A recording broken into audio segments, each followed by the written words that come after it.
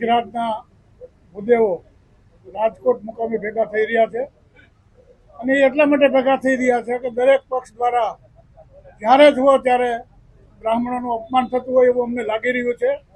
95% સરકારની સાથે રહેલી સમાજ એને આજે કોઈ પણ જગ્યાએ વધુ અન્યાય થતો હોય તો બ્રાહ્મણોને થઈ રહ્યો છે.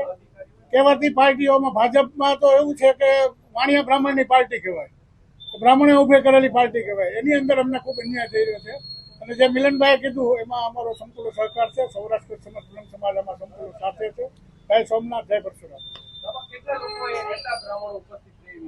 આજે બ્રહ્મ સમાજની સતત દરેક રાજકીય પક્ષો સતત ઉપેક્ષા કરી રહ્યા હોય એના અનુસંધાને બ્રહ્મ સમાજના સંગઠનો અને બ્રાહ્મણોમાં ખૂબ એટલે ખૂબ આમ લાગણી દુભાય એવી વાત છે. એટલે એના માટેથી અમે આગામી સમયમાં તારીખ 7 ડિસેમ્બર રાજકોટ ખાતે એક ગુજરાતનું મહાસંમેલન કરવા જઈ રહ્યા છીએ અને તબક્કાવાર પહેલું સંમેલન અમે રાજકોટ કરશું, બીજું સંમેલન અમે ગુજરાતમાં કરશું. અને આજે લોકશાહી છે ત્યારે સંગઠિત મતદારોની દરેક રાજકીય પક્ષો નોંધ લેતા હોય છે. બ્રાહ્મણોને ક્યાંક ને ક્યાંક સતત અવગણના અને અપમાનિત થતા હોય એવું મહેસૂસ થઈ રહ્યું છે.